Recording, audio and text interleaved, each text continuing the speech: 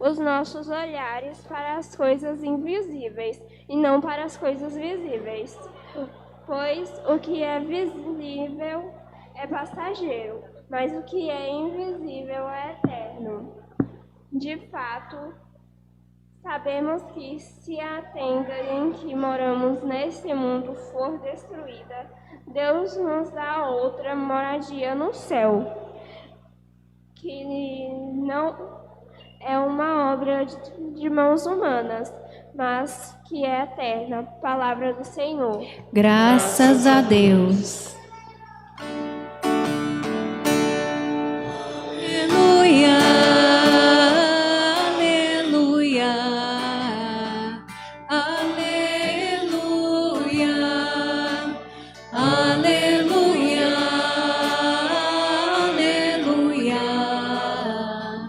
aleluia, aleluia.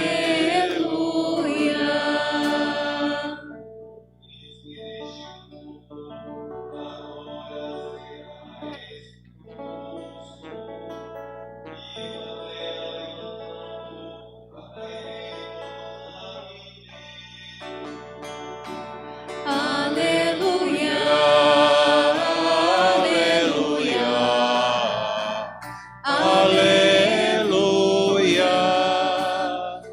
Aleluia,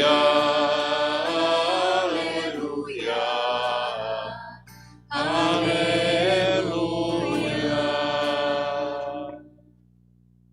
O Senhor esteja convosco. Ele está no meio de nós. Proclamação do Evangelho de Jesus Cristo, segundo Marcos. Glória a vós, Senhor. Naquele tempo, Jesus voltou para casa com seus discípulos. E de novo se reuniu tanta gente que eles nem sequer podiam comer. Quando souberam disso, os parentes de Jesus saíram para agarrá-lo, porque diziam que ele estava fora de si. Os mestres da lei, que tinham vindo de Jerusalém, diziam que ele estava possuído por Beelzebul, e que pelo príncipe dos demônios ele expulsava os demônios.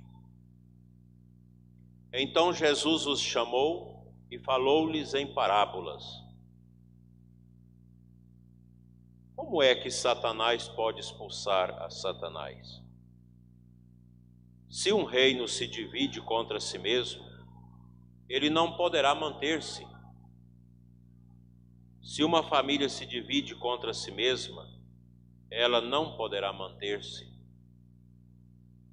Assim, se Satanás se levanta contra si mesmo e se divide, não poderá sobreviver, mas será destruído.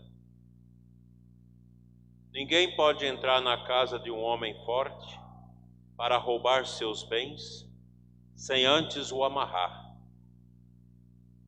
Só depois poderá saquear sua casa. Em verdade vos digo, tudo será perdoado aos homens, tanto os pecados como qualquer blasfêmia que tiverem feito e dito. Mas quem blasfemar contra o Espírito Santo nunca será perdoado, mas será culpado de um pecado eterno. Jesus falou isso porque diziam: ele está possuído por um espírito mau. Nisso chegaram sua mãe e seus irmãos. Eles ficaram do lado de fora e mandaram chamá-lo. Havia uma multidão sentada ao redor dele. Então lhe disseram: tua mãe e teus irmãos estão lá fora à tua procura. Ele respondeu: quem é minha mãe e quem são meus irmãos? E olhando para os que estavam sentados ao seu redor, disse: aqui estão minha mãe e meus irmãos. Quem faz a vontade de Deus, este é meu irmão minha irmã e minha mãe. Palavra da salvação. Glória a vós, Senhor.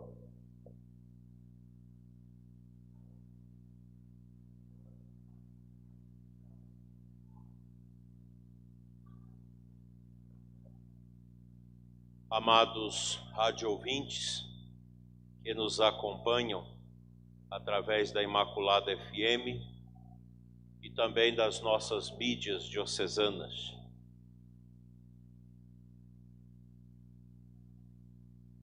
Eu peço desculpa aos que já escutaram a minha homilia hoje, porque vou repetir a mesma homilia que fiz nas duas missas pela manhã, porque não tive tempo de fazer uma homilia própria para cá.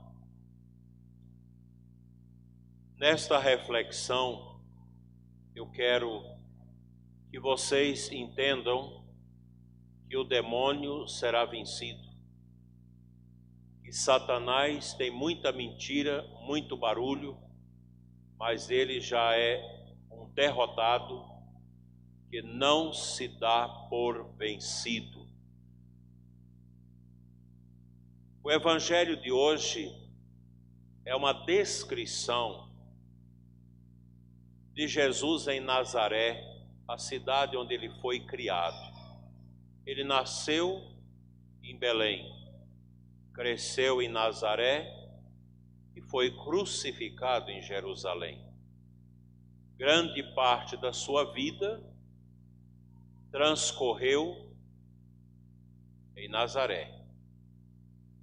Naquela cidade pequena da época, que tinha ali a sinagoga, os judeus piedosos rezavam na sinagoga,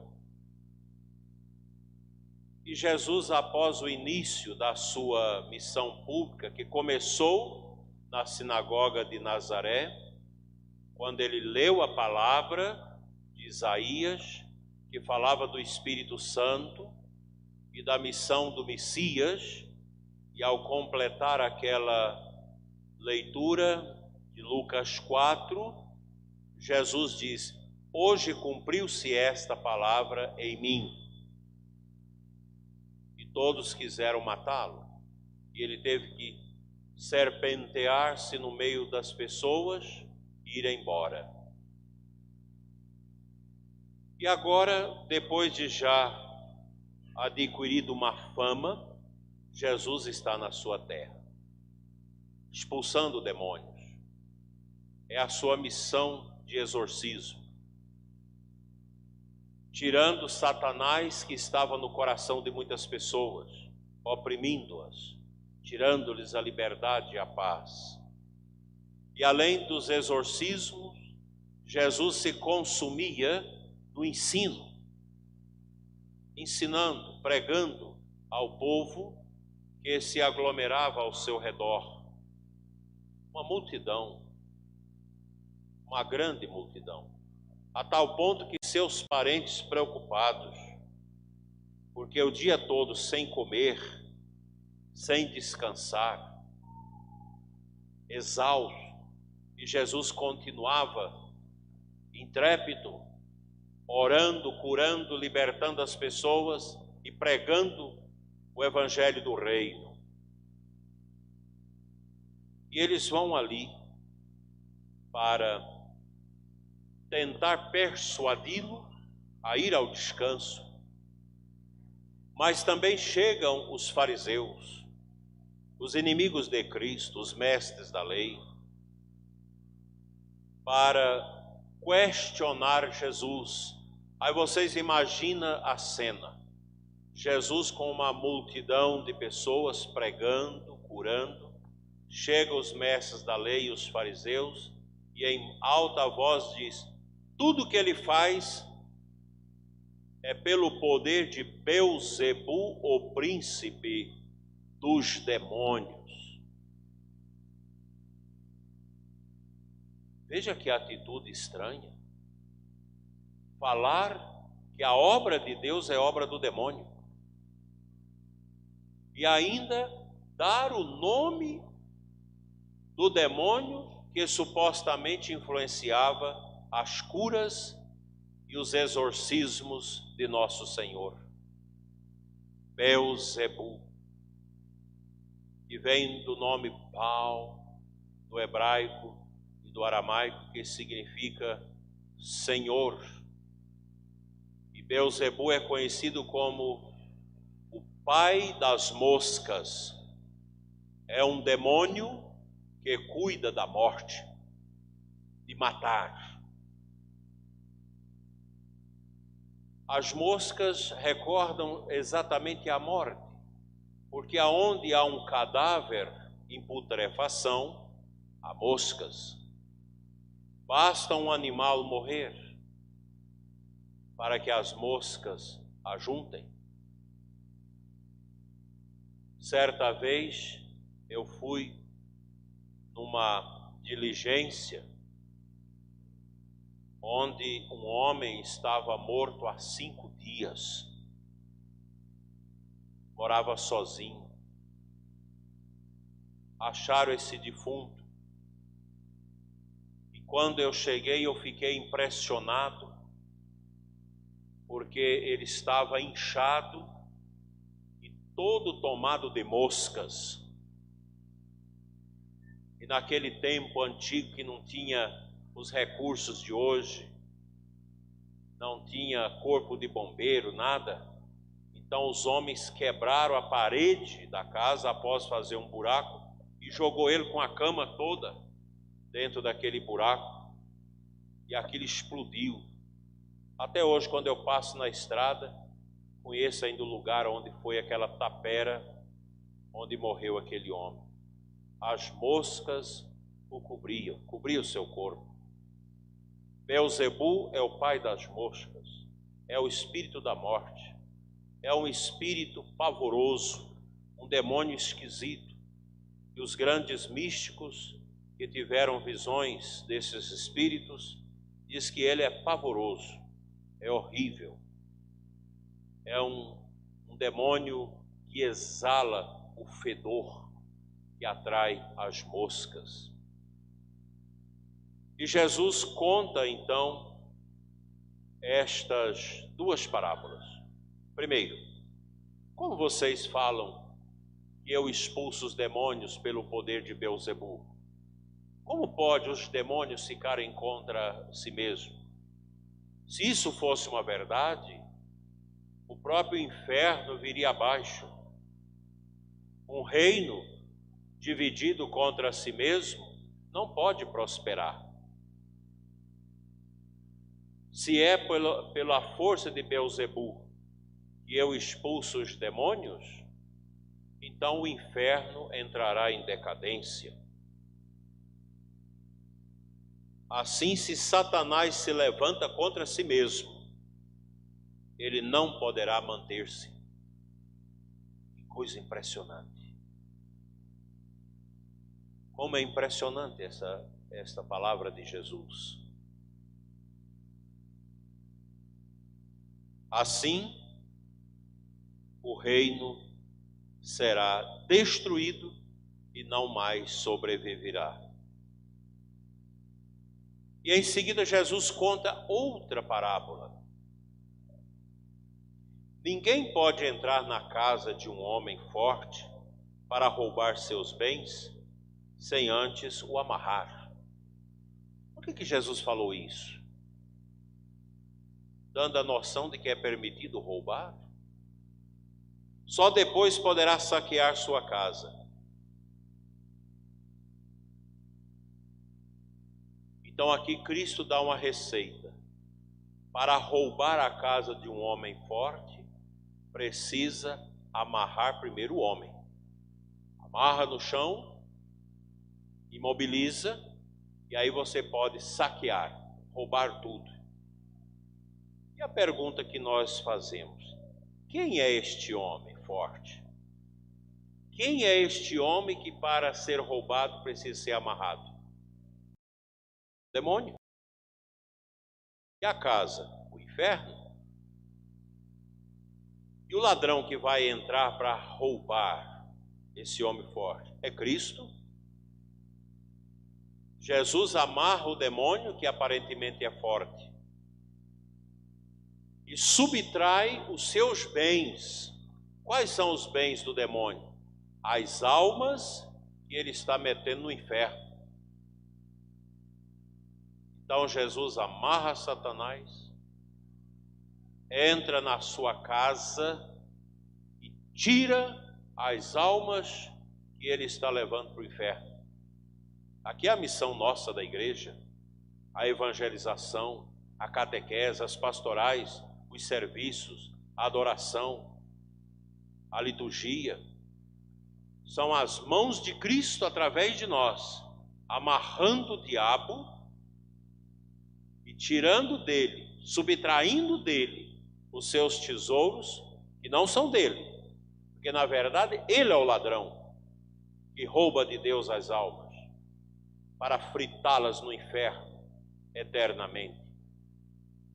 E como o diabo tem roubado pessoas, jovens, destruído as famílias, acabado com os casamentos, jogado os jovens na imundície das drogas. Terça-feira eu peço que vocês rezem, porque uma comissão da Câmara vai votar a aprovação ou não da maconha, liberando a maconha e depois vai liberando todas as outras drogas. Só país atrasado que tem essas manias de ficar abolindo drogas. Os países que liberaram as maconhas, as drogas, acabaram com os jovens. Vai na Holanda. O que é a Holanda hoje? É um país morto. Vai no Uruguai, onde aboliram as drogas. Uma tristeza, uma vergonha delimitar lugar para os fumantes de maconha, de drogas, ter médico à disposição desse tipo de gente. Gente fraca, gente sem Deus, que se perde no mundo das drogas e do alcoolismo. Isso é o caminho que Beelzebul leva as pessoas. Leva os jovens para ele quando esses jovens deixam de crer. Porque o diabo, ele é astuto, gente. Satanás fala dentro de nós. Se nós não tivermos cuidado, a gente passa a ser guiado pela voz do demônio. Não é à toa que Jesus, no capítulo 10 de João, diz: aqueles que me seguem ouvem a minha voz e fogem à voz do estranho. Quem que é o estranho? É ele, o sujo, o tinhoso, o anticristo. E o demônio, ele fala dentro de nós. Para que você vai à igreja? Ficar escutando o padre? Por que você devolve o dízimo? Dando seu dízimo para padre, para a igreja? Deus não precisa de dinheiro. Por que você fica perdendo tempo lendo Bíblia? Por que você vai para o Santíssimo adorar aquela bolacha no sacrário? Isso não vale nada, ali não tem nada não. Por que você segue ele derrotado na cruz? É um absurdo você seguir um homem que foi derrotado na cruz. Por que você aceita esse peso de ser católico? Tem que confessar, como as pessoas estão fazendo. Tem que devolver seu dízimo, tem que trabalhar nas coisas da igreja. Você não pode adulterar, você não pode trair sua mulher, trair seu marido. Você não pode roubar. Você tem que ficar obedecendo. Isso é um peso. Isso é uma tristeza. Um homem viver a vida toda com a mesma mulher. Troca de mulher, troca de marido. Por quê? Que você não pode ir numa festa, dançar a noite inteira, beber, sair dali para o motel, fazer sexo de todo jeito. Se você é homem, enjoou de mulher, pega homem. Se você é mulher, enjoou de homem, pega outra mulher. Faça, seja livre. Esse Cristo escraviza você. Para que você tem que pagar o que deve? Deixa isso para lá. É tão bom ser picareta, ser malandro. Larga isso. Semana Santa, você ficar andando atrás de procissão, confessando, cantando esses cantos tristes da Semana Santa. Para com isso. Vai para o lago, vai para a praia. Aproveita os dias que está tudo fechado e vai. Vai nadar, vai beber, vai fazer sexo, vai gastar seu dinheiro. É assim que o demônio faz. E coloca já na cabeça da criança: mãe, para que eu tenho que ir à missa? Aí a mãe não sabe, mas por que minha menina, meu menino está falando que não quer ir mais à missa? O inimigo falando, através dos coleguinhas na escola, através do professor ateu, fala mal da religião na escola. Gente, o diabo fala na nossa cabeça, mas fala através da televisão, fala através dos vídeos, fala através da escola, através da cultura, através das músicas podres que nós temos. Músicas que só levam a pessoa ao pecado. Só que, o que o demônio tem para dar de bom para as pessoas? Zero, nada. O diabo faz tudo para te levar a estas experiências terríveis do pecado. Ele te leva e você vai entrando. O pecado é um abismo que vai chamando outro abismo. Vocês podem ver, por exemplo, os motéis. Observe os motéis da cidade. De tempo em tempo, fecha e abre outro. Ou senão, o sujeito tem que reformar o motel todinho. A fachada, reformar por dentro, trocar todos os móveis. Porque as pessoas pecadoras que gostam do pecado, elas querem novidade.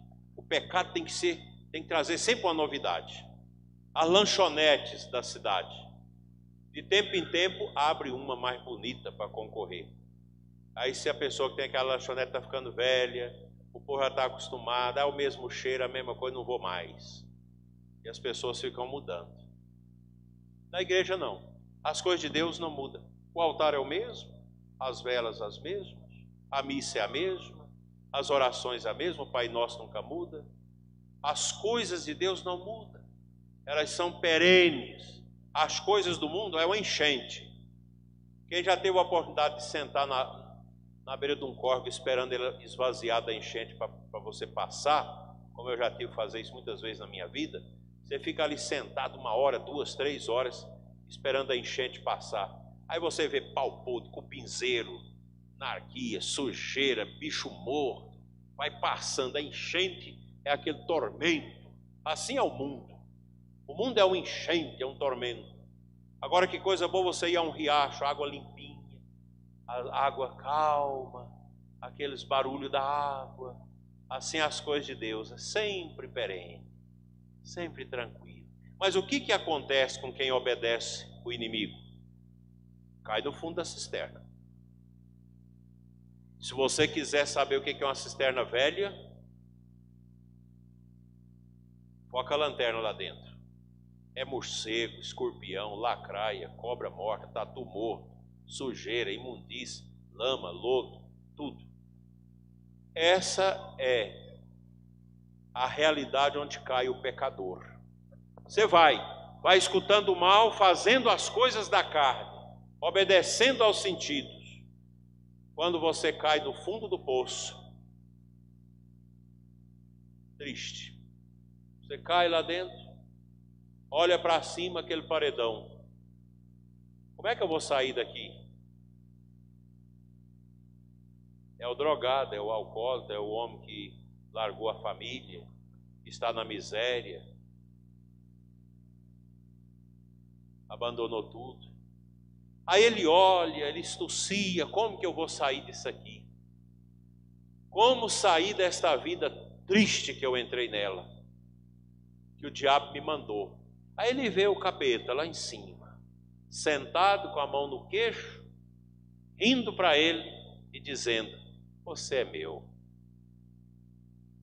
Eu te trouxe para mim. Você agora é minha propriedade. Você está dentro da minha casa. Eu te roubei dele. E agora não tem mais solução. Olha aí perto de você, tem uma faca velha que alguém esqueceu dentro da cisterna. Enfia ela no peito, corta a sua garganta, morra. Acaba com isso, você não tem mais solução. Aqui é onde entra Jesus para amarrar o dono da casa e roubar e subtrair os bens dele, que são as almas. Estão desse jeito. Por isso nós não podemos desanimar. O drogado, a pessoa que está no mundo, está dentro desse buraco, precisa de nós, precisa da nossa ajuda. A gente precisa trazer essas pessoas para Deus. É difícil, muito difícil, mas é muito bonito quando alguém vai ali e dá um testemunho. Eu vivia no pecado, eu vivia na miséria, eu estava perdido, uma ovelha desgarrada, e alguém foi instrumento de Deus e me trouxe. É um trabalho nosso, a gente precisa vir buscar isso. Agora, o que é a blasfêmia contra o Espírito Santo? É quando a pessoa diz que aquilo que Deus realiza é o diabo que está fazendo. Ah, ele está expulsando demônio pelo poder dos demônios. Ah, esse milagre aí não foi Deus. Ah, esse mundo bonito, as montanhas, as planícies, os rios, não foi Deus que fez, não. Foi o demônio que fez. Quando você atribui as coisas de Deus, obra do demônio, é uma blasfêmia contra o Espírito Santo. Não, na missa não é Cristo que está, é o diabo que está lá na hóstia. É o demônio que se manifesta na missa. Você está falando que uma coisa de Deus é obra do demônio. Isso é triste. Isso é horrível. E Jesus está nesta batalha. Aí por fim, diz que depois de tanta confusão, chegou sua mãe e seus irmãos para levá-lo para casa, para tomar banho, para descansar, porque é o dia todo. E aí Jesus diz, alguém fala, está lá sua mãe e seus irmãos. Aqui estão minha mãe e meus irmãos. Aqueles que fazem a vontade de Deus são minha mãe, meus irmãos. Ah, mas aqui Jesus está desprezando Nossa Senhora. Está dando um basta em Maria. Não é verdade. Jesus está falando dos dois degraus da família. A família de sangue, que é a nossa família, e a família do reino, que é a família daqueles que aceitaram a sua mensagem, o seu evangelho. Quando você está no caminho do reino, é sua mãe, é seu parente, aqueles que fazem a vontade de Deus. Nossa Senhora também está nos dois andares. Ela faz a vontade de Deus. Quem é do reino é meu parente, é meu irmão. Por isso que na igreja nós nos chamamos de irmãos. Mesmo que a gente não sabe o nome de uns dos outros, nem a história, nós estamos a serviço do reino de Deus. E no reino de Deus, nós somos irmãos, nós somos pais uns dos outros, mães uns dos outros. Por isso que o Senhor Jesus não está rebaixando o valor da sua mãe, mas dizendo que aqueles que acolhem o reino faz parte da sua família. E para terminar, meus irmãos, uma rápida olhada na primeira leitura, quando nós temos a imagem da mulher, que Deus fala para a mulher, para o diabo, que a mulher e a sua descendência vai pisar a sua cabeça. Aqui é uma referência a Nossa Senhora. Apocalipse de São João, a Virgem Maria vai esmagar a serpente, e a descendência dela, a semente de Nossa Senhora é Jesus. Que a descendência de Nossa Senhora é só Jesus, porque Jesus não casou, Jesus não teve filhos. A semente de Maria é Cristo, somente Ele é a descendência dela, que vai esmagar o demônio. E veja que a segunda leitura fala da beleza do coração da pessoa que aceitou Deus, que colocou Deus no seu coração, torna-se uma nova criatura. São Paulo nos ensina aos Coríntios que esta aceitação de nosso Senhor abunda-se em nós a graça de Deus. A família do reino é composta por homens e mulheres que aceitam a graça de Deus para afugentar a voz do estranho e acolher a voz do Espírito Santo. É o Espírito Santo que governa a igreja, que governa os nossos corações, para que nós sejamos pessoas, homens interiores, cheios de Deus, o discernimento, gente que escuta Deus, que não escuta o inimigo, gente que sabe ter uma sensibilidade para sentir o que Deus quer na sua vida. Por isso é necessária a confissão, é necessária a missa, é necessária a adoração ao Santíssimo, é necessária a caridade, a prática da justiça, viver a honestidade nesse mundo, viver a santidade. Eu creio, meus irmãos, que hoje o Senhor Jesus, nos chamando a sermos obras de suas mãos, nos quer todos no seu reino. E a Virgem Maria é a nossa mãe, é ela que nos ajuda nessa travessia esquisita da vida.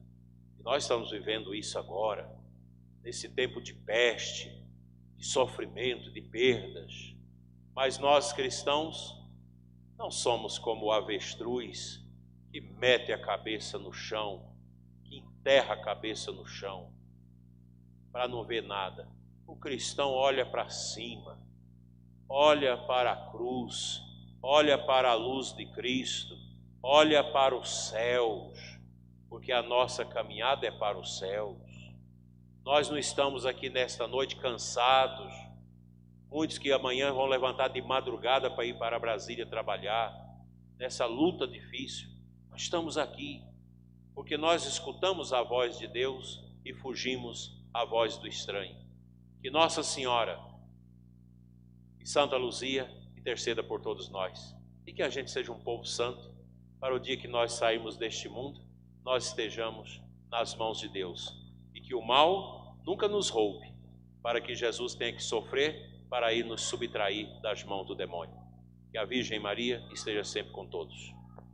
Creio em Deus Pai Todo-Poderoso, Criador do céu e da terra, e em Jesus Cristo, seu único Filho, nosso Senhor, que foi concebido pelo poder do Espírito Santo, nasceu da Virgem Maria, padeceu sob Pôncio Pilatos, foi crucificado, morto e sepultado, desceu à mansão dos mortos, ressuscitou ao terceiro dia, subiu aos céus, está sentado à direita de Deus Pai Todo-Poderoso, de onde há de vir a julgar os vivos e os mortos.